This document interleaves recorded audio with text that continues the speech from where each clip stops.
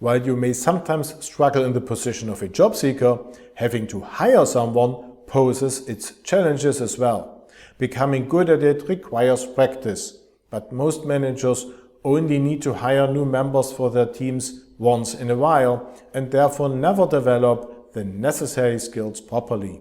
A shortcoming that makes your life as an applicant even harder. In this short podcast episode, I'm therefore going to explain why you should always distrust the published job descriptions you come across, as they are such a typical result of poor hiring skills. Hello and welcome to my podcast channel. I'm Michael Kaiser. I work as an international career coach and I help managers and specialists get the job they want with a new employer abroad.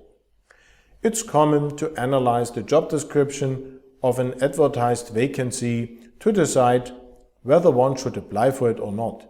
However, such an approach only makes sense if the information in the job description is correct. As a matter of fact, more often than not, that is not the case.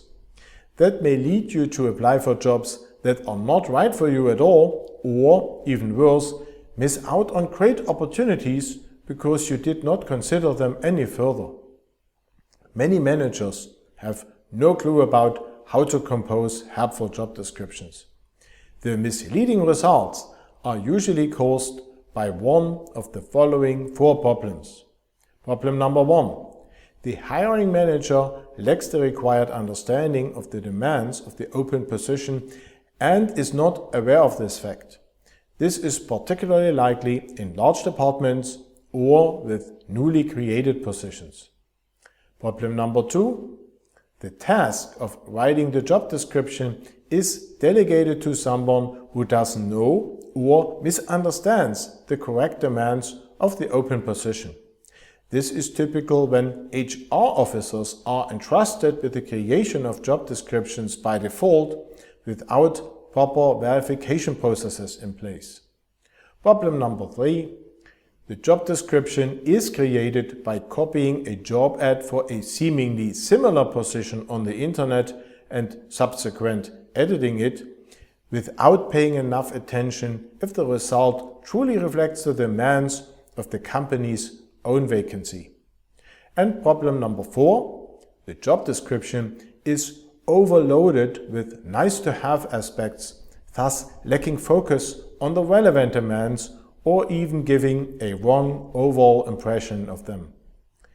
I'm sure you've come across all of them yourself already. Now, for you in the position of the job seeker, there's only one way out. Obviously, just by reading job descriptions as a potential applicant at an early stage, you simply cannot know if something is wrong with them. In other words, unless you have further reliable information about the open positions, you should always distrust what you read. The only way out of it is A, by refraining from making decisions on further actions too quickly, and B, by doing further research to validate and update the initial impression you got. It sometimes only takes a quick phone call to replace the guesswork with valuable insights. This is particularly important for women. Women in general tend to question their suitability for particular positions more quickly than men. The combination of this humility and the problem just described makes them prone to miss out on great job opportunities that they are actually perfectly qualified for.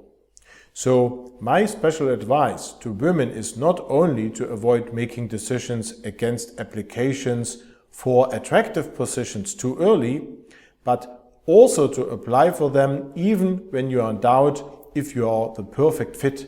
In many cases, there is no perfect candidate anyway, but if you do not apply, the hiring managers have no chance at all to learn about you, like what you tell them about yourself, and give the job to you. Give them a chance, ladies. If you would like me to help you with all of that in person as a professional career coach, I'll be very happy to support you. If this is of interest to you, go to my website and click on the big button to apply for a free orientation call with me. In this call, we will analyze your current situation and needs in detail, and we will also find out how I can help you best to reach your goals fast. There is also our LinkedIn group for managers and specialists on the way to their dream job abroad, where you can network with others on this wonderful journey and receive further tips and tricks on the matter several times a week. If you're not a member yet, we hope to welcome you today. If you haven't subscribed to this podcast channel yet, now is the perfect time to do so. Make sure to also activate the bell in order not to miss out on any new episodes in the future. I'd appreciate it a lot if you leave me a like, as this helps others to discover this channel as well. And please leave me a comment with your thoughts, questions and suggestions for future episodes. That's it for today. As always, I wish you the very best for your job search abroad, and I'll be back here very soon.